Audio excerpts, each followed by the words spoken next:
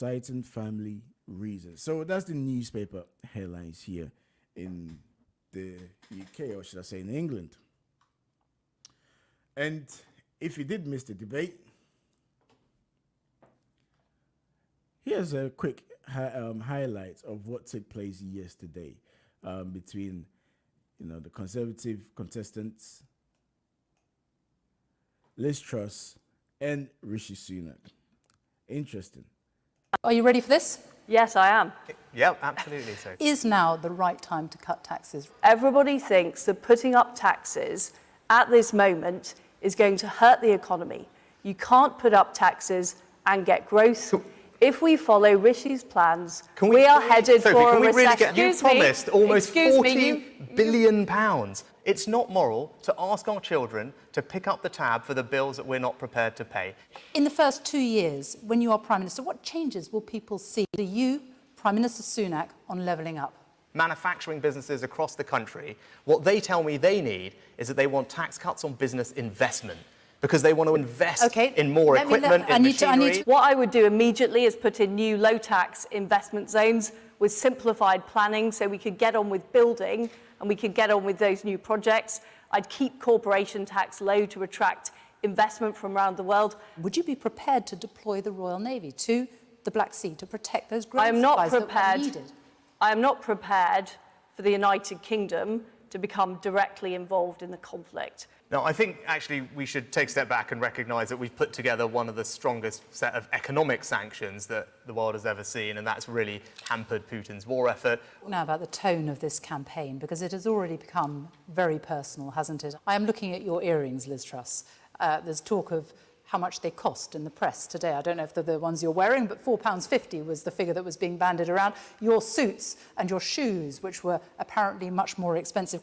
I didn't have any issue with how expensive anybody else's clothes are, and actually I think Rishi is a very finely dressed person, and I'm a great admirer of his dress sense. I want to talk about Boris Johnson. What do you say to them, people who now see you as the man who brought him down? Yeah, well, it was an easy decision. It was a difficult decision. I've explained my reasons for it at the time. But it was a decision I made on principle. And that's what you should know about me, that I'm always going to act on principle. What's done is done. The party has made the decision, and I don't believe that he would want further involvement. Okay, so that was just a quick highlight on what happened yesterday. And to be honest with you, I was glued to my TV, and I kind of zoned out of the debate because it felt like back in the secondary school. I don't think any of the candidates really showed any or exhibited any policies that were convincing, to be honest with you. I mean, I was tweeting as I was watching as well. And Rishi Sunak said, this is what I tweeted actually. Rishi Sunak just said being prime minister is about being honest. And I couldn't believe he actually said that about honesty. Sorry, I beg your pardon. I actually said, did Rishi Sunak just say that being a prime minister is about being honest? I mean, when I think yesterday we brought this discussion up to do with honesty when it comes to politics. To actually put both words in the sentence is actually it's paradoxical because what Rishi Sunak did to Boris Johnson allegedly has nothing to do with honesty but betrayal. And Lizz Truss, I mean, reading what was happening on social media, Lizz Truss again lacked the confidence just by looking at her and the way her posture and when she was talking. She didn't sound convincing. She didn't sound like somebody who knew or believed in what she was saying.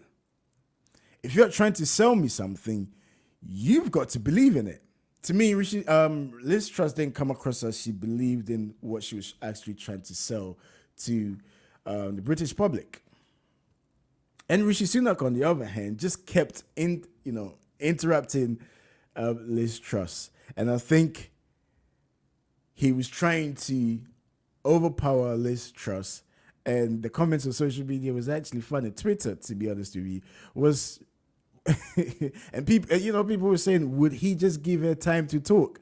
No one wants to hear him interrupting Liz Truss all the time. So I don't know. Let me know your take on this. If you watched it, I'd like to know your take. If you didn't, we've just played you a bit of a snippets from yesterday's debate. Let me know what you make of it. Did any of the candidates impress you in any shape or form?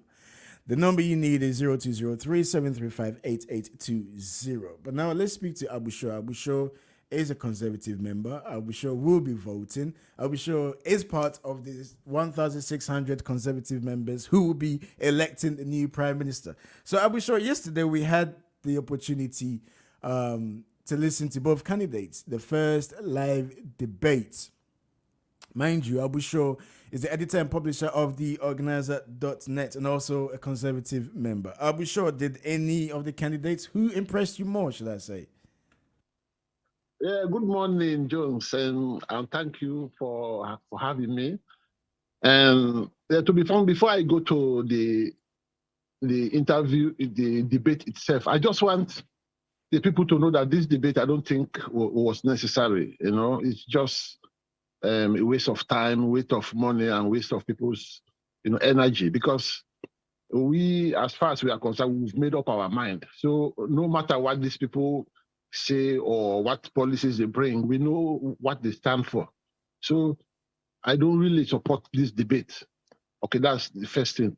And to the debate itself, I think Lizz Truss really came out well, because despite all the interruptions, the bullying tactics applied by Rishi Sunak, she still composed herself.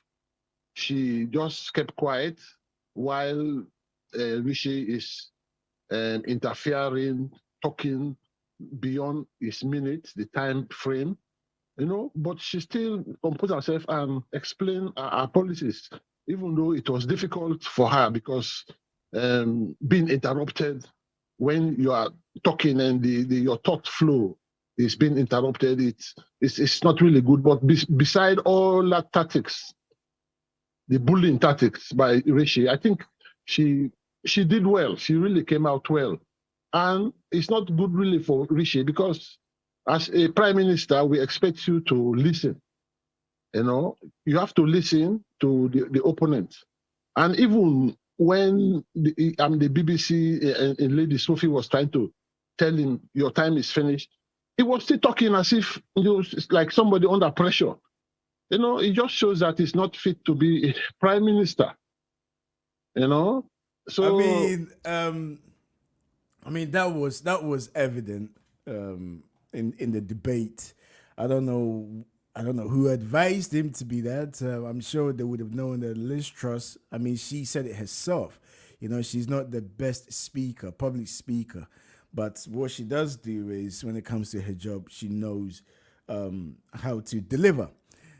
But another thing that I noticed, Awuah, and I spotted this initially. I knew that this, with Boris Johnson being forced to step down, to be able to get to the grassroots, Brexit will be fundamental, whoever becomes the next prime minister. And there was, I was tweeting as I was watching it, and Liz Truss kept using Project Fear and Brexit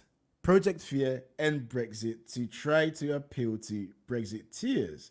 And I thought that was interesting, because Rishi Sunak was trying to use the fact that she was a Remainer and then decided to become a Brexiteer against her. And she was very assertive to let people know that she is out for Brexit and she will deliver what they've started in government, as opposed to Rishi Sunak.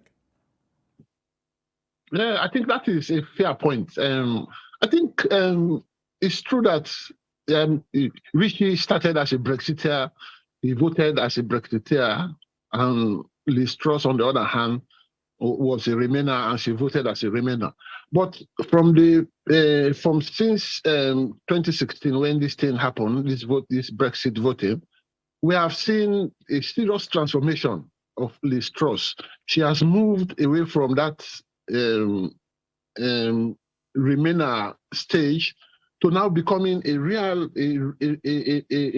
centrist, a real Brexiteer, and people who voted for Brexit, in fact, they have no confidence in her, because considering the way Rishi behave or misbehave towards his boss, who was a Brexiteer, and considering how people are now skeptical of his intention if he becomes prime minister, how he will promote the Brexit ideologies or reap the benefit of the Brexit.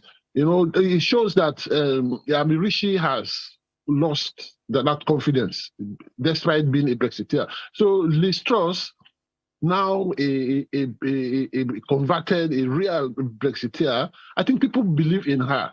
That's why she was always telling Rishi last night that, listen, this fear Brexit, fear policy is not going to work, and I think she made the point properly, and as far as I'm concerned, I have no problem with that, All right. I think let me apologize to our listeners and also our viewers. I think I've been saying 1,600 Conservative members. It's actually 16,000 Conservative members, right? That will be voting. Under 16. Oh yeah. Right. 16, And it's interesting, I'm sure, because you have two candidates, right, from the same party who were voted into office on the same manifesto. And then in the end, the government has been forced to step down. And, Britain is over 66 million population, right? Yes. And to only have 16,000 people voting to elect the next prime minister, surely a snap election is needed, I'm sure. Yeah, definitely. That's what I was expecting Boris Johnson to do. I had wanted him to just say, I'm not going to resign. If you MPs, you believe yourself, let's go to election. And if he had done that, I'm telling you, these MPs will have gone back into their shell, and I think they will have reconsidered the opposition against him, because they know that most of them were elected because of Boris Johnson. Because like me, I don't know most of these MPs. I don't know them. I voted for Boris. It's for him I voted for. So I think that would have been the best thing, to go to a snap election. And I think Labour too will have liked that. Even though I don't believe, even now, they call election, Labour will still lose, because Labour, they still want to go back into the EU. So that's their own in Achilles' heels. People don't trust that they will take advantage of the Brexit opportunities. So Boris should have done that. I think he has regretted now. Now he knew that by resigning, it was a mistake. And he should have called this election seriously. I have no doubt about that. And he will have won. Because right now he has more support on the ground. It's just that the elites, in the Tory, they don't want to put his name in the ballot. If they put his name in that ballot. Let me ask you this, Abusho, seeing as you're a Conservative member. Just for a brief moment, if you can take your Conservative membership hat off, and, as a member of the general public, what we saw yesterday with Liz Truss and Rishi Sunak, essentially, one can put it as, going for a job interview, right? Yeah. Based on that performance, who do you think actually did well to be able to be given the position as a prime minister? Well, if you compare two of them to Boris, I think they did not do well, two of them, seriously. But when you compare two of them, I think Liz Truss was more composed. She was not too aggressive. She was not too interfering, and she explained herself. She really composed herself. That's one of the things about interview. Don't panic. Because Rishi was too panicky because of the pools, is behind the pool. So I think that thing was affecting his, his mentality. But when you are going for interview, I think you have to listen. You have to answer questions on time. You don't interfere with the interviewer, And I think Lizz Truss, comparatively, did better, as far as I'm concerned. If I may come in, Abu Shah, I mean, we've had a lot of people have criticized this debate. The likes of Nigel Farage saying that it's incredible not to get a single mention of immigration, getting two candidates to talk about their position on immigration, knowing full well what's been happening, with the refugees crossing the English Channel to get into the UK. Other than that, is there anything you deemed, you would have expected them to touch upon that they didn't actually get a chance to talk about? Yes, I think the immigration issue is an important issue because that's one of the flagship of Brexit. But I will not blame the Liz or Rishi for that. I will blame BBC because they organize everything and they choose the topic they should debate on. So I blame them for omitting a very important topic like that, So, but all in all, I really don't favor this debate because we've made up my mind. Me, I'm just waiting for this thing to come and vote for Lizz Truss. It's not something I'm going to think about. You're going for Lizz Truss, yeah? Definitely, because I don't trust this honesty, man. This is so-called Rishi saying honest.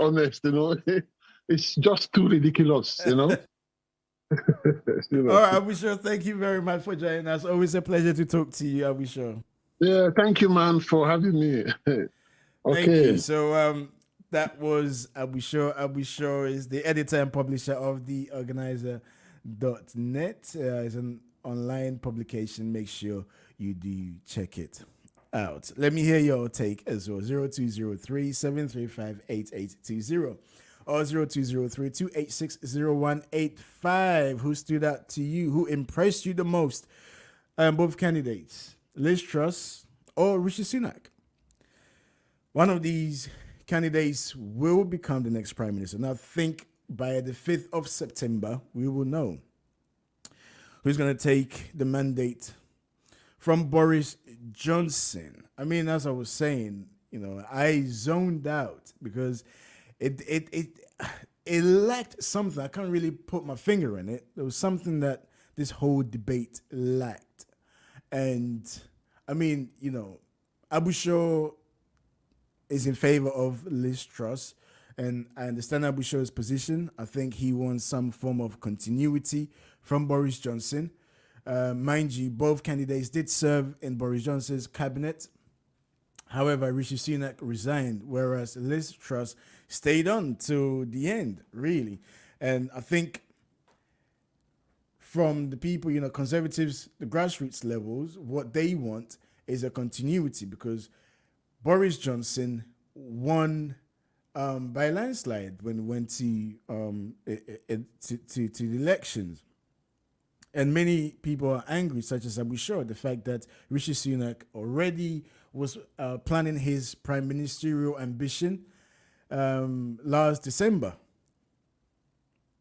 after being given the opportunity to become the chancellor by Boris Johnson. So the level of the fact that he has betrayed his prime minister, who in the end fell on his own sword, has really, really agitated the grassroots.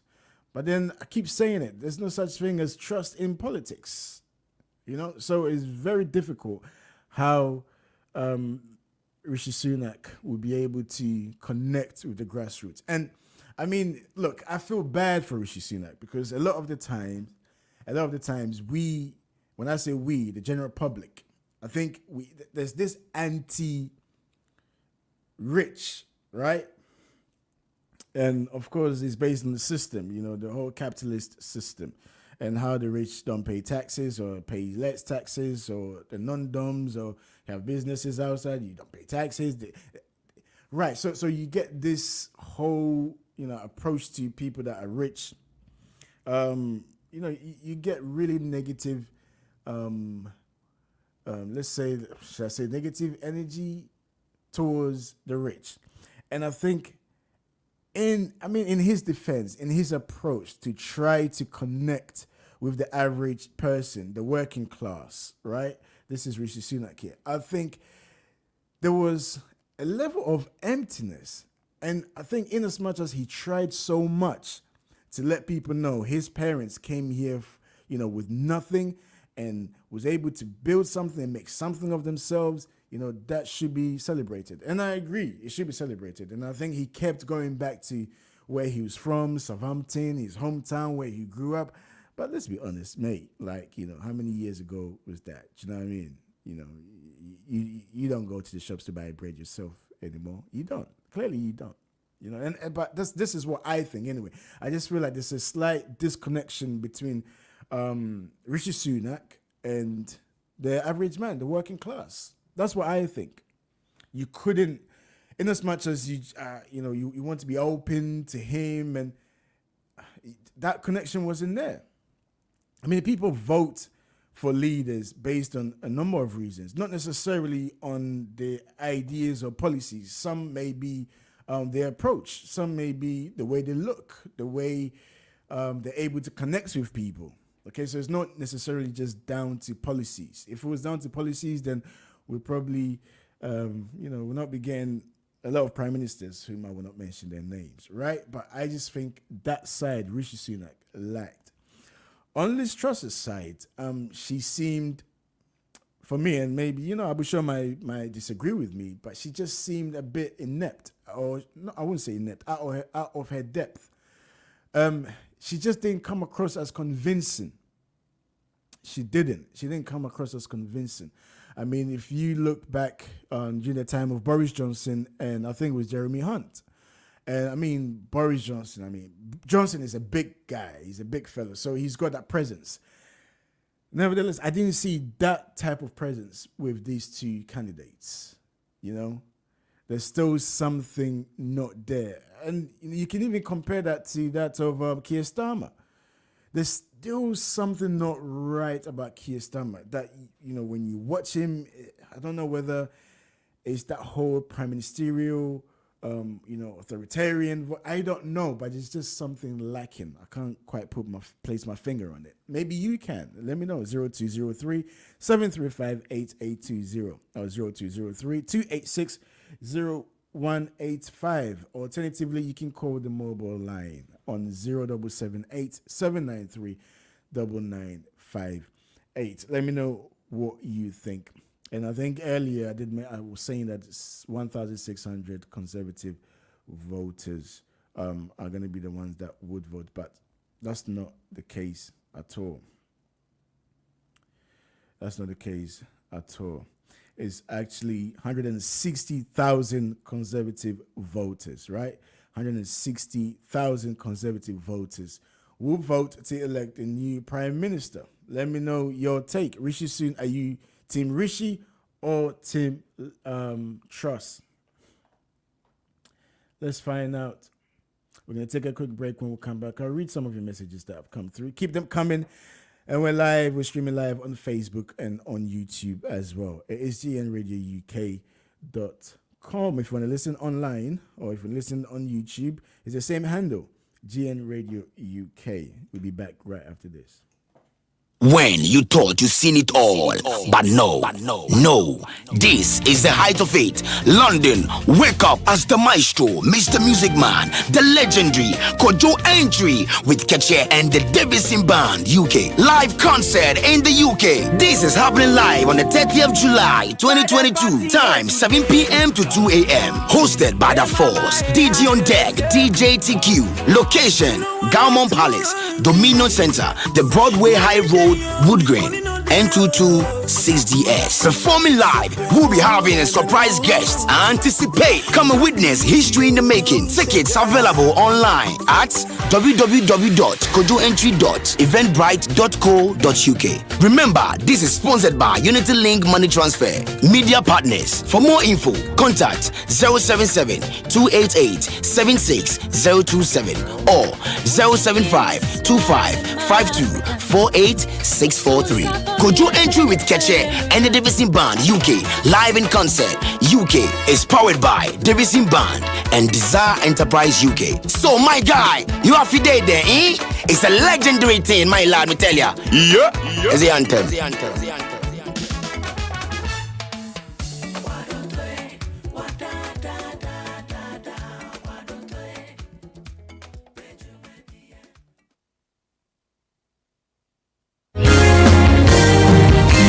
Ghana for you want English approach my moha.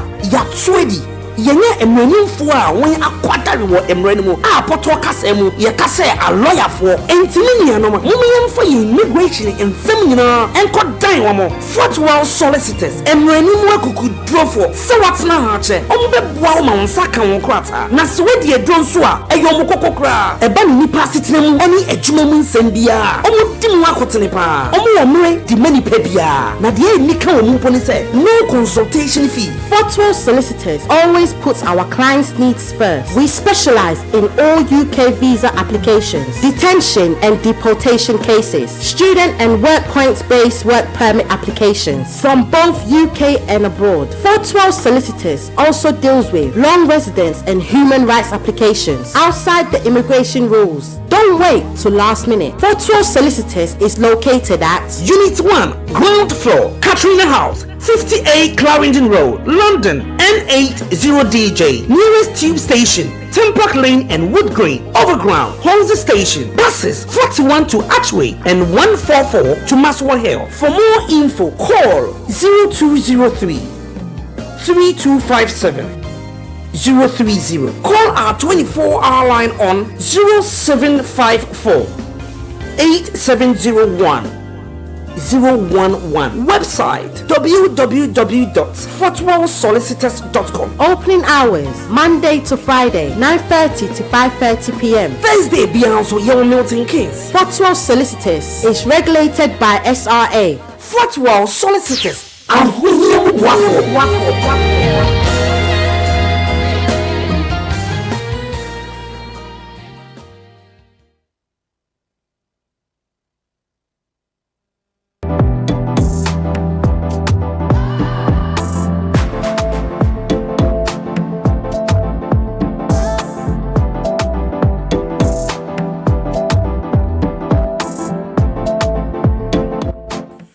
Welcome back. If you just joined us, we're discussing about the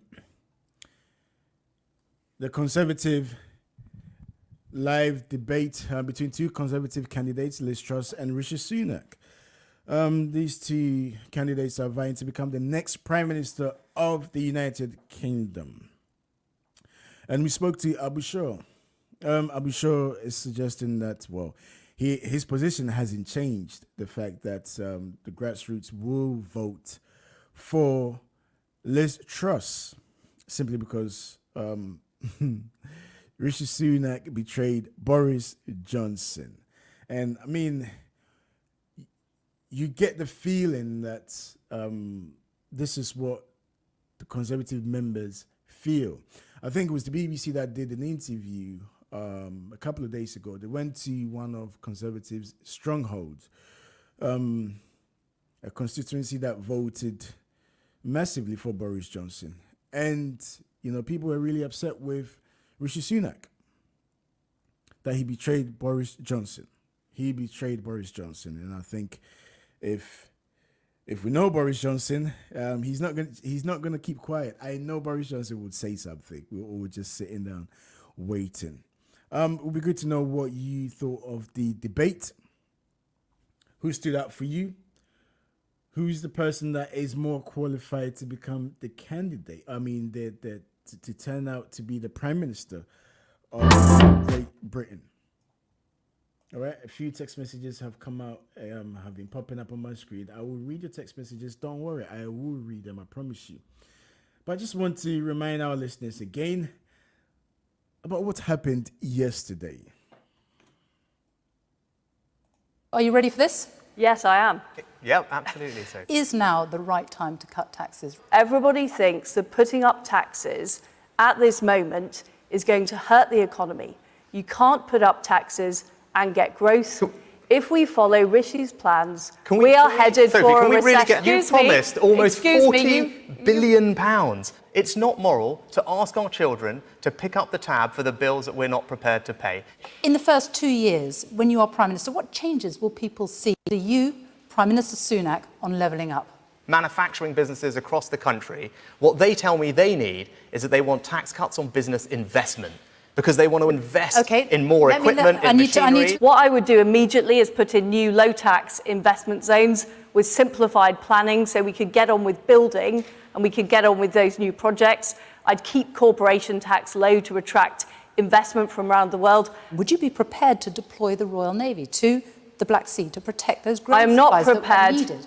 I am not prepared for the United Kingdom to become directly involved in the conflict. No, I think actually we should take a step back and recognise that we've put together one of the strongest set of economic sanctions that the world has ever seen, and that's really hampered Putin's war effort. Now about the tone of this campaign, because it has already become very personal, hasn't it? I am looking at your earrings, Lizz Truss. There's talk of how much they cost in the press today. I don't know if they're the ones you're wearing, but £4.50 was the figure that was being bandied around. Your suits and your shoes, which were apparently much more expensive. I didn't have any issue with how expensive anybody else's clothes are, and actually, I mean, so that was the debate yesterday. It's just a bit of highlights of what happened yesterday. I didn't get that part, talking about shoes and earrings and suits, whilst we want to hear something more substantive. So this is another part of the debate which I felt was pointless and, to be honest with you, frankly speaking, useless, to be honest with you. But we're going to take a quick break. When we come back, we'll read your messages and we'll look at other stories trending across the continent of Africa. We'll be right back.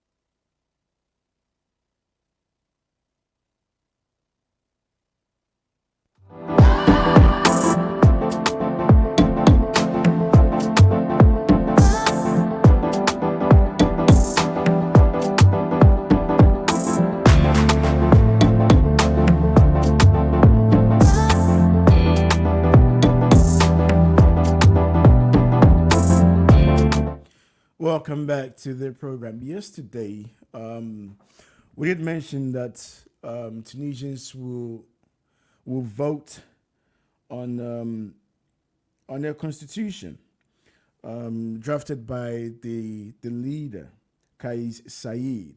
The new constitution aimed to give less power to the parliament, as allowed by the 2014 constitution. This decision is considered a threat to democracy. And we did bring you the updates on the fact that people took to the street to protest against this. The current government want to give less power to parliament, which some people, like as I've mentioned, is unconstitutional. It's against the ethics of democracy. However,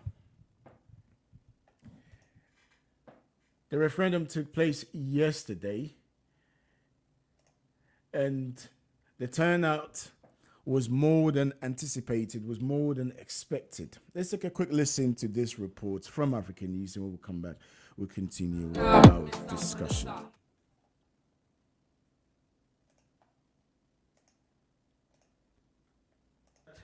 Tunisians voted on Monday to approve the draft constitution, a year to the day after President Kais Saied sacked the government and froze parliament. Numbers released by the electoral authority suggest turnout was 27.5% out of 9.3 million registered voters. Without taking into account the polling stations that are still receiving voters, as I said, the number is 2,458,985 who voted out of a total of 8,929,665 registered voters in the country who voted and who were registered spontaneously or automatically. According to an exit poll, an overwhelming 92-93% of those who voted supported the new constitution. As a result, the turnout was 27.54% of the public registered to vote, including those registered by choice, of which there are about 7 million. As I said, this is an approximate percentage, which will certainly increase and which will not decrease, taking into consideration that there are polling stations that are still receiving voters.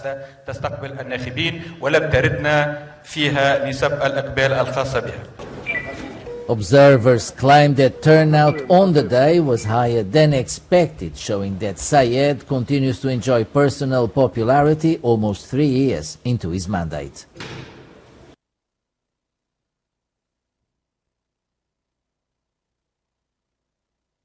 Still sticking with stories across the continent of Africa. Protesters stormed a United Nations base in the eastern Congolese city of Goma on Monday, demanding the departure of peacekeepers from the region. Protesters stormed a United Nations base in the eastern Congolese city of Goma on Monday, demanding the departure of peacekeepers from the region. Hundreds of people blocked roads and chanted anti-UN slogans before storming the headquarters of the UN peacekeeping mission in Goma, as well as a logistic base on the outskirts of the city. The protesters smashed windows and looted computers, furniture and other valuables from the headquarters. UN police officers fired tear gas in a bid to push back the protesters. The UN peacekeeping mission in the Democratic Republic of Congo, MONUSCO, has come under regular local criticism for its perceived inability to stop fighting in the conflict-torn east. Over 120 armed groups roam the volatile region, where conflict has displaced millions of people and civilian massacres are common. The latest protests come after the president of the Congolese Senate, Modest Bahati, told supporters in Goma on July 15 that MONUSCO should pack its bags.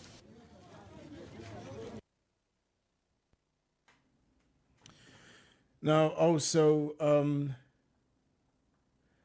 Russian Foreign Minister Sergei Lavrov has visited the Republic of the Congo, the second leg of an African tour aimed at strengthening Moscow's ties with the continent that has refused to join Western condemnation and sanctions over Russian invasion of Ukraine.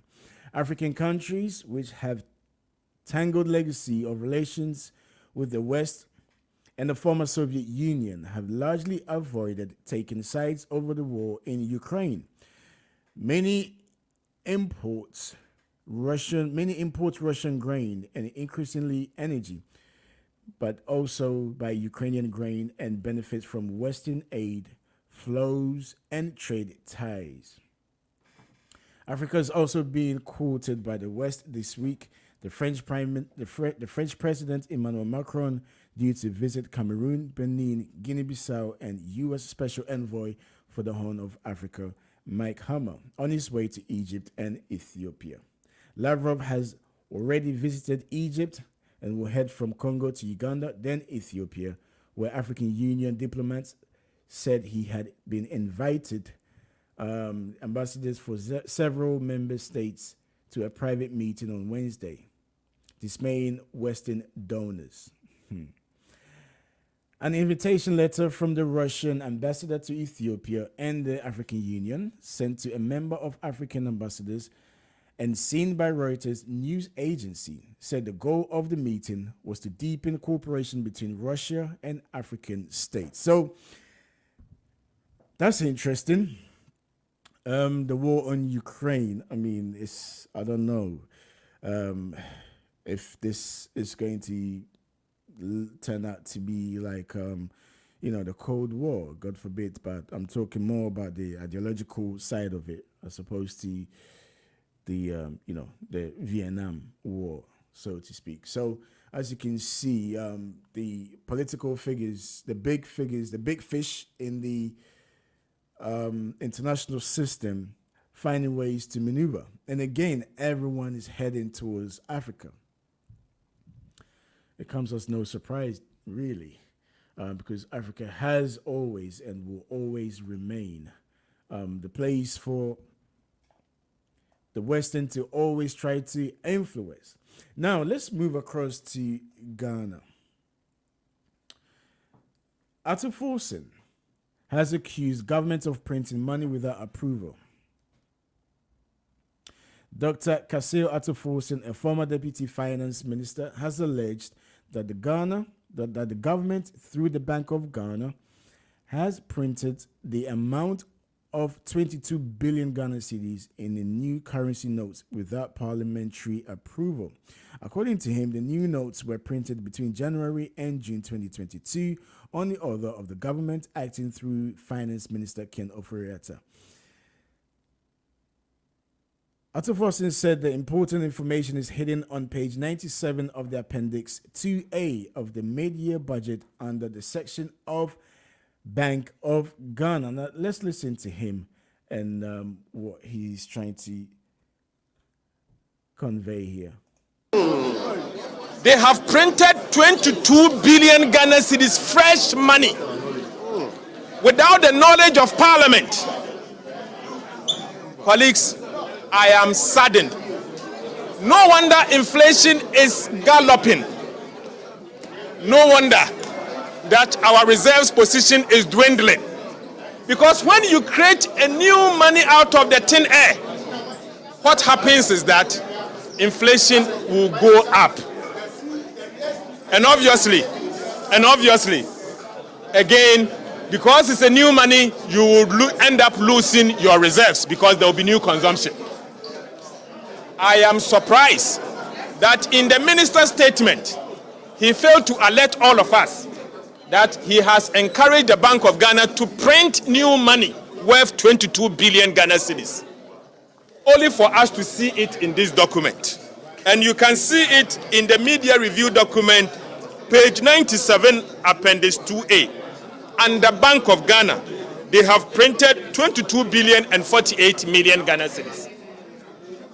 22 billion and 48 million Ghana cedis, new money that they have printed, without approval of Parliament, without informing all of us. This is illegal. It is against the Bank of Ghana Act. And I want to urge the governor of the central bank that he has engaged in an illegality. Gross one, gross. Okay, so that's the former deputy minister there, Atufosin, accusing the government of printing money without the approval of Parliament. Now, on more, still with Ghana, actually. So yesterday, let me get our phone call on. Now, yesterday we saw the finance minister read out the mid-year budget review. And I mean, there was something that I was looking out for. This is to do with some of the government's policy, right? And according to reports, the government will use the mid-year budget review to be presented, which was presented yesterday, to rally the nation behind perspective programs with the IMF. And according to the finance minister, the IMF program will not have any implication on the free SHS. Okay?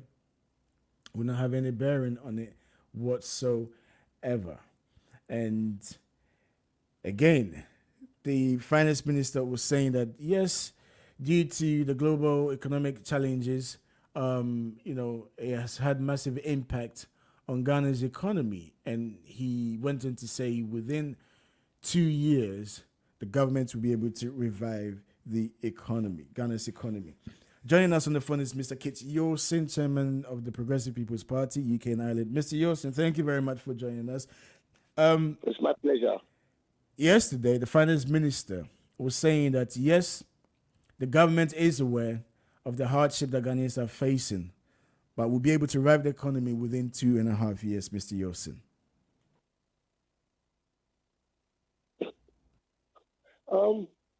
We thank the finance minister for this information. If I say the NPP administration has got all the powers from 2017 up to 2022, 5 years. Even they are now talking about hardships and new budgets and all that. It's all confusing. The question is, what have they done? Our government is giving excuses upon excuses and not doing anything serious. And each year they come to tell us the state of the nation's affairs, when even school children know the state of the nation of Ghana. Right now, even school children can write about the state of the nation. They are not doing the job. Look at the expensive things they've been doing. The Japan royalties, mismanagement of the whole economy. And now they are trying to shout themselves in excuses. They are bringing in IMF. Come on, let IMF write to the people of Ghana. Publish what they have, not to hide them in some secret corners. We want to know the story of IMF from IMF to the people of Ghana. Just print it and let us all read and share and read. That will make sense because they are telling us stories, mismanaging the economy and telling us stories, confusing us, thinking that all of us are ignorant. Not all of Ghanaians are ignorant. Not all of us are ignorant. They are disgracing themselves, embarrassing themselves, and worrying Ghanaian people. They cannot manage the economy. All they got to do is to retire, resign, and Ghana will continue in a much better position. From the renting of private jets by our president, is it not disgraceful? Nobody called the president to order. They never called him to order. And the things they are doing well, they say breaking the aid and they're electing new officials. It's about time there's a change. We need a change and stop this nonsense, honest to God. God even wouldn't be pleased with this story. And they are building a check for God. I mean, yes. Some of the points that, reading the speech that the finance minister delivered was the fact that he wasn't asking for more money. However, it looks as if the government will try to cut costs to be able to do its job. Usually, and it's a bit, it was surprising actually for a finance minister to go to Parliament and not be asking for more money, Mr. Yosin. Oh, Mr. Jones, with all respect, we know this government. They came in from 2017 throughout the second term, they are in there. Now, the story they are singing is that, let us give them 2.5 more years to repair all the damage. It's not possible. We are human beings. If Furiate himself, he had COVID and he nearly died. Thank God he's back to life. So 2.5 years. If you couldn't do it for more than 5 years, how can you convince us that you can do the job in 2.5 years? It's not possible. It is not possible. We want them to tell us a good story. We respect them. We respect the NPP. That's why we voted for them. You see, Ghanaians, if I say we, I mean Ghanaians, not just one corner, one political party. Ghanaians, majority of Ghanaians respected and trusted the NPP for the promises they give to the country. That's why they are in power.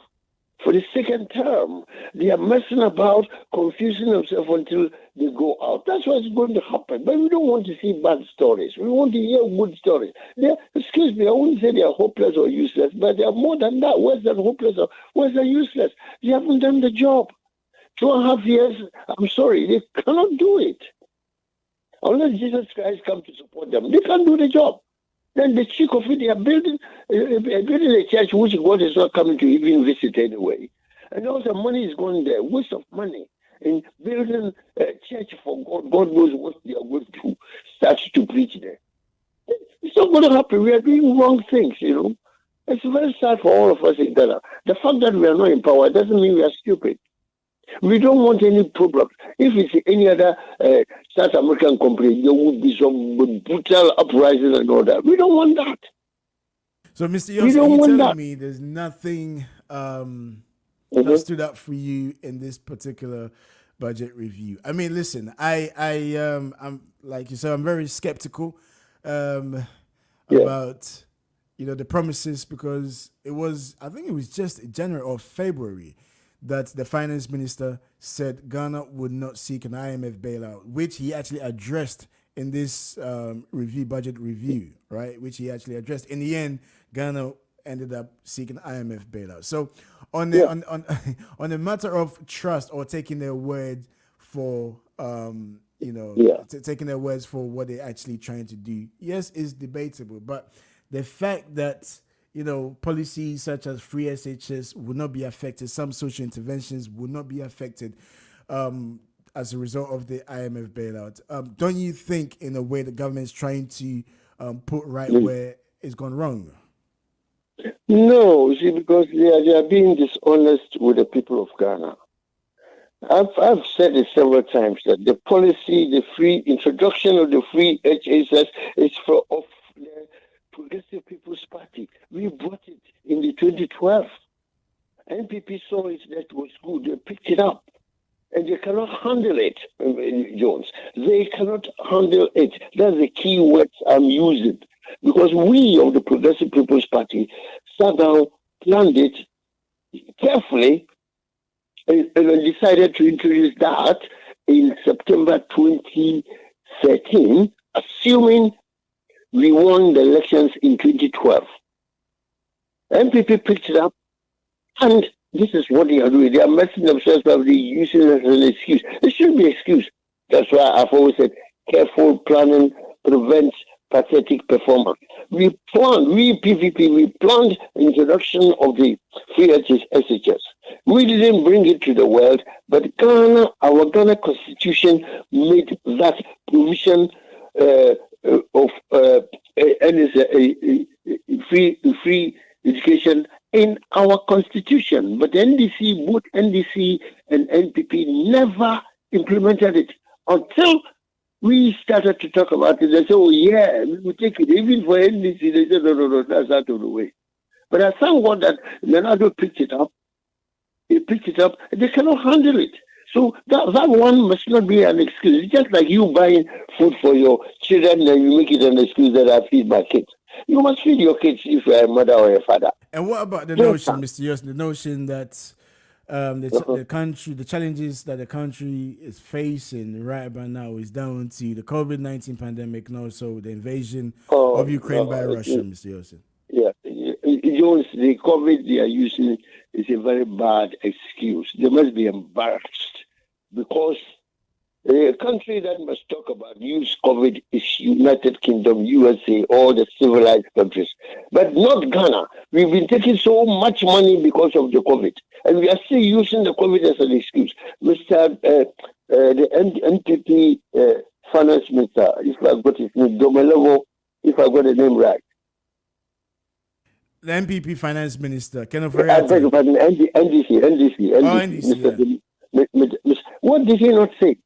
Mr. Domelevo, when the COVID started and the monies was coming from the international community, Mr. Domelevo warned the NPP government that please keep a separate account, receipts and payment of the monies that are coming in the name of COVID-19. Knowing very well that we black people, we can confuse things to steal. At the moment, somebody has even bought a free property in Canada, US, and all that because of the funding from COVID. But as we know, because of that, Mr. Domelevo warned the Ghana government, be careful to account for it because I'm going to audit you. I'm going to check you for every £1. What happened? They have sacked the man. What happened? They have sacked Domelevo. And nobody in Parliament can even talk about that. No senior person in Ghana can talk about that. No Council of State, no Regional House of Chiefs and whatnot. All the leaders of Ghana, totally unreliable. They kept quiet. They sacked the poor man who was doing the right job. But you know what I mean? Let's just say the truth. We are Ghanaians, or we are human beings. So we are hurting, some of us. We are hurting because we want to see the right thing being done. So they shouldn't use COVID at all. But Britain should rather use COVID as an excuse, but not Ghana, not Africa. Where we receive, we are not even accounting to the international community. They shouldn't throw the wool over our eyes. I'm sorry that they have to use this excuse. They have to tell us what they are doing. They are talking of pre-season or media budget. Okay, if we are talking of media budget today, yours, please, the right thing in financial policy, the right thing to do is to tell us what happened with the last budget, actual, and the budgeted information, the actual implementation, and the variance. Then we are talking sense. So we just can't stand to talk about new budget without telling us the previous budget. You understand? We have to analyze, break down the previous budget which we are working with. We don't throw them in the bin. That's what the Africans do. Tell us the previous budget. What happened? What did you promise to do? What were you able to do? What were you not able to do? And what are the reasons? Nobody is a god. You know, if you are not able to provide 111 hospitals, you understand. But tell us why you were not able to provide. But you don't keep it quiet and jump to new ideas, new opportunities. It is not good for the nation. All right, Mr. Yosin, thank you very much for joining us. Always a pleasure to talk to you, sir. Thank you. Thank you. So that was Mr. Kit Yosin. Now, I have, I've always wondered, and I think this was the time that the government of Ghana came out to say that, yes, they'll be going to the IMF, right? They'll be going to the IMF. And the economic challenges had always been blamed on the Ukraine and Russian war, or should I say the Russian invasion of Ukraine, and obviously the pandemic, right? Now, there's an article here that suggests otherwise, and I want to read this. The article, and I think, yes, the article is from the University of Loughborough, okay, which talks about the state of Ghana's economy. And the article says that, you know, even before the start of the Russian-Ukraine conflict, several emerging markets, especially across the continent of Africa and also in Asia, several emerging markets, economies like Ghana, were already classified as being at high risk of debt distress. And further compounding the debt issue is that any hikes in interest rates by the U.S. Federal Reserve System will cause some portfolio outflows from Ghana and increase the cost of international finances to 30% of Ghana's domestic debt. You know, so the forecast was already there. It goes on to say 30% of Ghana's domestic debt is held by individual investors, firms, and institutions. Then it goes on to say, given the context, a prolonged Russia-Ukraine conflict will cause further economic dislocations to Ghana. This will happen primarily via two channels: oil prices and sourcing inputs for the agricultural sector. It's worth knowing that Ghana became a crude oil exporting nation in December 2010. Since then, the production has risen by 173% from 68,000 barrels of oil equivalent per day, 2011 to 185,000 from 3 fields as of December 2020. And I think in the budget review, I think one aspect that the government is looking to get some money from is the windfall tax in the crude oil, in the exporting of crude oil. And I think due to the cause of the war in Ukraine, or the invasion of Ukraine, the crude oil, the prices has gone up, has shot up. So therefore, that would be an area where the government can get some money to be able to carry out its interventions, right?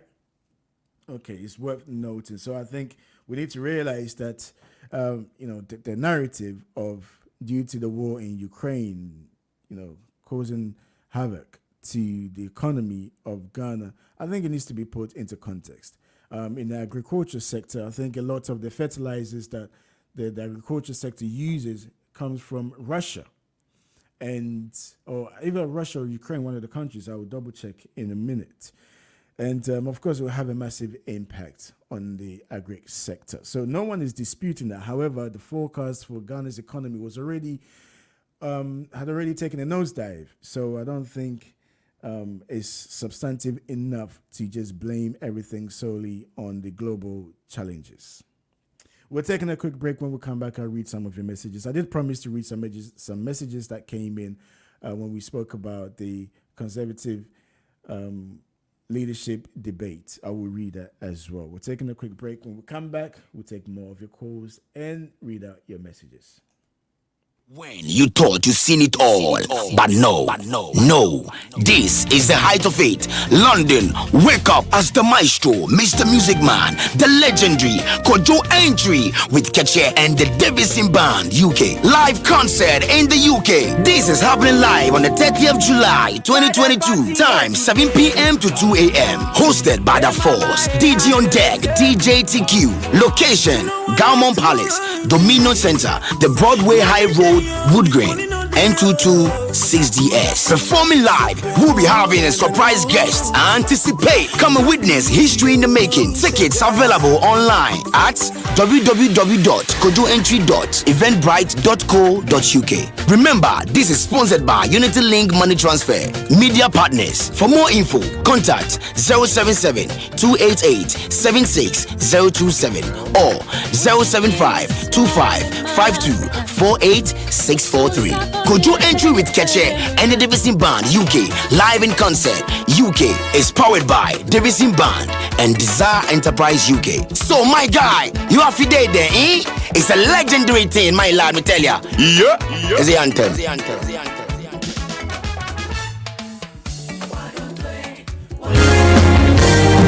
Yo, Ghana for you want English approach my moha. Ya sweedy.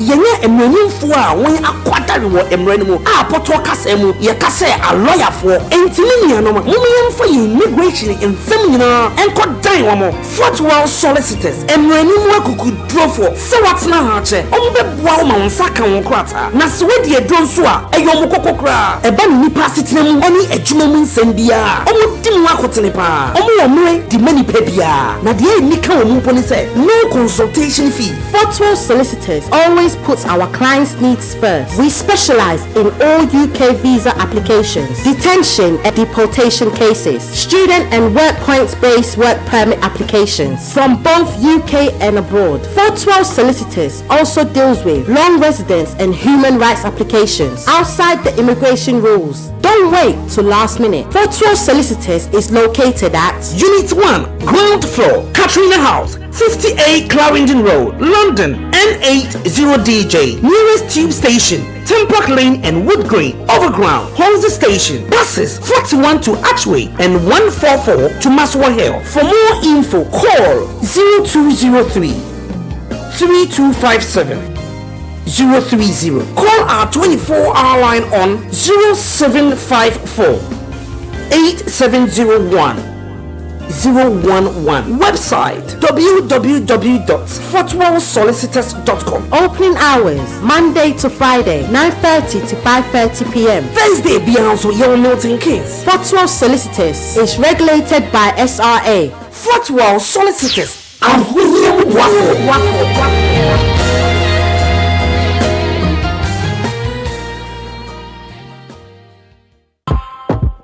Don't sleep. Wake up. Awuah Solicitors, your number one family-friendly law firm, has done it again. Hooray! On the 30th of July 2022, Awuah Solicitors invite you to the Community Day. Team, bringing the law to your doorstep. This is a special initiative to give back to the community. So come join us for all your free legal solutions. There will be free legal advice, food and drinks. And we've put together a solid team of solicitors and accountants. So you also have free accounting and tax advice. Wow! Awuah Solicitors Community Day, 30th of July 2022. Entibra, Nebesia lawyer for any accountants ekokudam na fa wo how bia e fa nrasem ho e free immigration ayen kratasem e fa adwuma family law ana pese okofo obi e free Ghana eba ni na fabra na e free service. Awuah Solicitors Community Day, venue 41 Copperfield Mills, London, N18 1pf. Time 12 midday to 4 p.m. Coming by train, Angel Corner, Silver Street Station. Buses 34 102 149 144. For more information, please call 02037 593 309 or 07824 705 353. Awuah Solicitors Community Day, 30th of July 2022. A free service, so bring all your friends and family.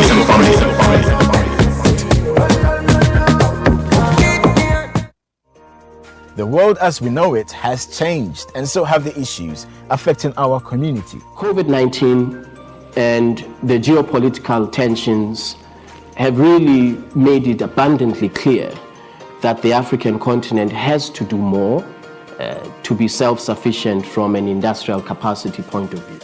Join me, Jones Awuah, on GN Breakfast Show as we look at issues affecting us here in the UK, with a close eye on trending stories across the world. When we invest from the UK into infrastructure in African countries, that it is absolutely transparent. With a focus on Ghana's social and political issues. I mean, it's not about you thinking about, your money, the Sikadiya Basa. It's not what our authorities should be thinking about, or officials, but rather they should think about the nation. The Breakfast Show with Jones Awuah. Monday to Wednesday from 8 a.m. on GN Radio.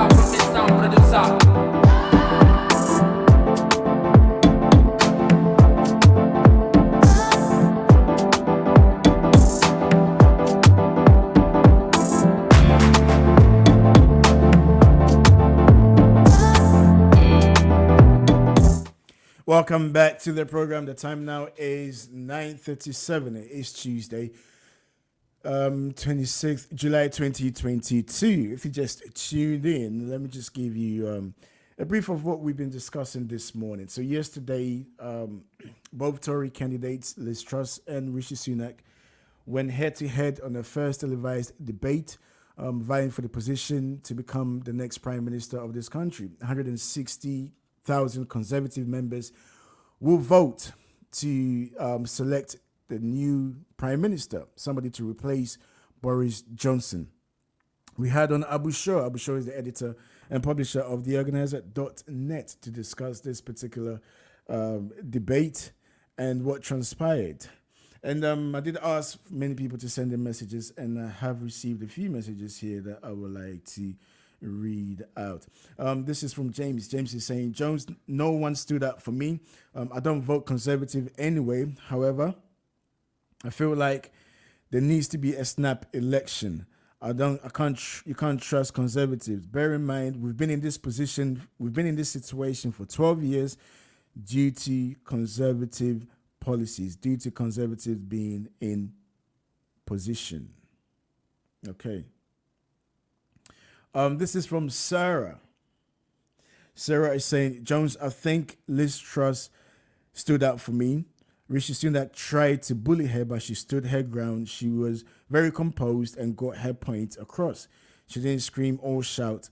I think Rishi Sunak was trying to provoke her and to distract her, but she kept herself and composed herself, and she was able to articulate her policies. Okay, so one for Lizz Truss.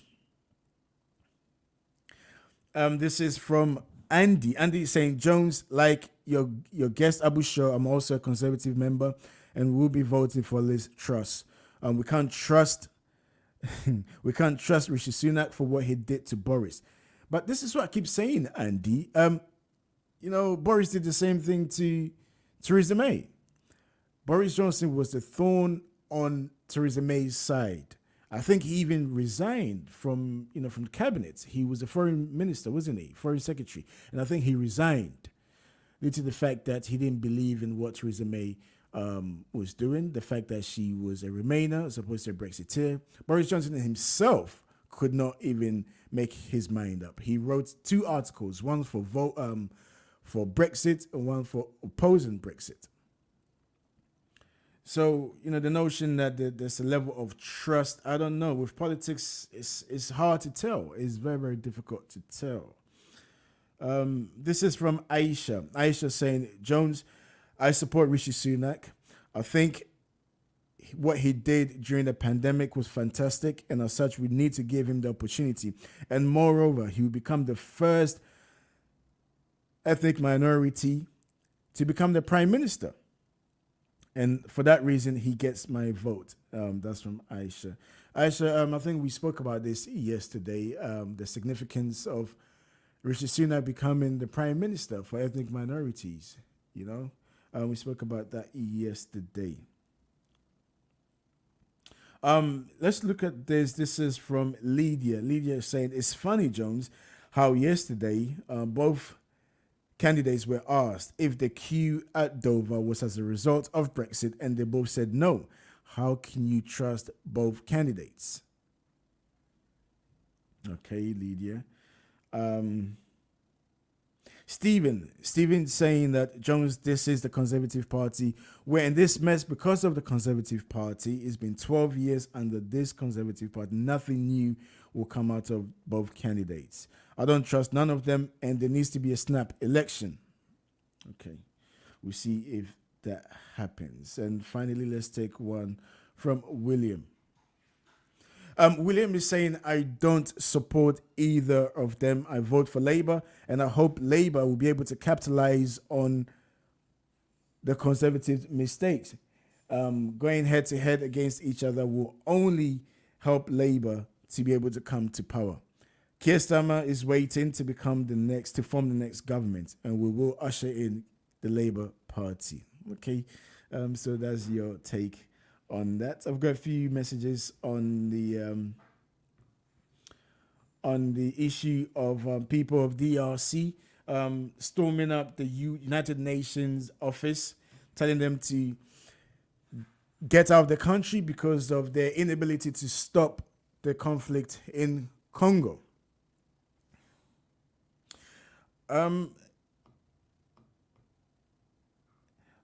This is from Nana Kwame. Nana Kwame is saying, on the issue of the Congo, Jones, how many times have the UN been able to bring peace? I don't trust the UN, so the Congolese have every right to kick them out. Samuel is saying that I share their sentiment, Jones.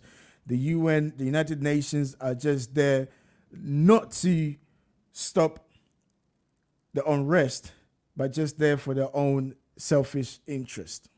Wow. I mean, look, we can't just bury our head in the sand and say that the UN is ineffective or hasn't been able to achieve much. I think one thing that comes to mind, one particular situation, is probably the Sierra Leone war, in which the UN played a pivotal role in bringing about peace. So I mean, the UN does have its pros and cons. Either way, if the people of the nation feel as though the UN is unable to bring about a peaceful resolution, then they have every right. But I don't think there needs to be violence. I don't think people's property needs to be destroyed to be able to get your point of view across. Okay, now let's take a few messages coming in from about Ghana. Okay. And this is from, who's this from? It's quite lengthy.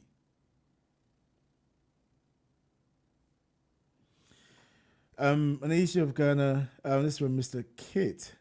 Mr. Kit has sent a message. I'm not sure whether he wants me to read this out. This has got anything to do with what we're discussing, but I'll just read a couple of paragraphs where he's saying that if we could seriously think about our country, both NDC and NPP have not served as well. Each one of us has many negative stories to tell about this political party duoploy that is destroying Ghana. The question is, what do we do to return our country into the hands of the other political parties waiting on the wings? Serious Ghanaians are called upon to support and welcome a third alternative to join the conversation in our national parliament. I mean, look, I think Ghanaians are actually waiting for a third party that they can support. And imagine election comes 2024 and none of the major political parties gets majority and everything hangs in balance. And there's a third force that could take advantage or capitalize on this. I think Ghanaians will wonder. And, Ghanaians are very, they are peculiar people, Ghanaians. You can think you're getting away with things, take advantage. However, all it takes is just one switch, and then all of a sudden, they turn the tables upside down. James has texted in on the 2022 budget review. Thank you for clarifying something, Jones. I always felt as though the narrative of the war in Ukraine and also the pandemic being used as a result of the government's inability to handle the economy as something that was not true. But they've been going around singing this song, saying that it's as a result of what's happening in elsewhere that's having a massive impact on us. Whereas forecast predicted that the economy was already taking a nosedive. And moreover, the finance minister said that Ghana will not seek an IMF bailout, only to find out that he was lying. Anyway, I think the finance minister actually made mention of this in his speech yesterday, saying that yes, he did say that Ghana will not go to the IMF. However, indicates, outside issues, external factors were the cause for Ghana's move to the IMF bailout. I wonder if this will change, the perception of this particular government. I mean, look, we're here to give you the facts and, to help you make an informed decision. We're not here to tell you who you should vote for. Of course, we all have our, our political ideologies or who you support, but that's not my case to sit here and tell you who you should vote for. That's not up to me. I'm here to give you the facts and, give you a balanced view for you to be able to make an informed decision. All right? We don't do what other stations do. And when it comes to criticizing, of course, we will criticize the government. And I have done so. And I'll continue to do so to hold the government to account. So we'll see how things unravel. Tomorrow we have an economist Daniel Sabote will be joining us tomorrow to look at this in more depth. So make sure you make a date with us tomorrow. We'll be talking more. And of course, we'll bring you all the latest gossip, the latest news, whatever is happening, trending stories across the continent of Africa. And we'll always keep you up to date, bring you up to date as to what's happening with the leadership contest with the Conservative Party, who is going to become the next Prime Minister. By the 5th of September, we'll have an idea. Actually, we'll know who's going to become the next Prime Minister. There's a couple more messages and we'll bring the show to an end. I've seen that a couple of people are trying to call. Unfortunately, we ran out of time. We can't take those calls, but do call in tomorrow. Okay, do call in tomorrow. This is from Agnes. Agnes is saying that I can't trust this government whatsoever. They lied to us, and I don't even trust this budget review because they're going to do totally the opposite. This NPP NDC must stop. 2024, there needs to be an alternative, a third party to break this chain that these two political parties have kept Ghana in for so many, many years. And I think we'll leave it as that. My time is up. Next on GN Radio UK is Fort Worth Solicitors. So get yourself ready and stay tuned. Wherever it is that you're doing today, make sure that you look after yourself and you stay safe. Remember, it's GN Radio UK. Keep the conversation going. We're streaming live on Facebook and also on YouTube. So do keep the conversation going. All being well, I'll see you tomorrow. Look after yourself and have a good day. Enjoy the rest of your day. It's goodbye from us here in the studio. When you thought you'd seen it all, but no, this is the height of it. London, wake up as the maestro, Mr. Music Man, the legendary Kojo Entry with Ketche and the Davison Band, UK. Live concert in the UK. This is happening live on the 30th of July, 2022. Time, 7 p.m. to 2 a.m. Hosted by The Force. DJ on deck, DJ TQ. Location, Gaumont Palace, Dominion Center, the Broadway High Road, Wood Green, N226DS. Performing live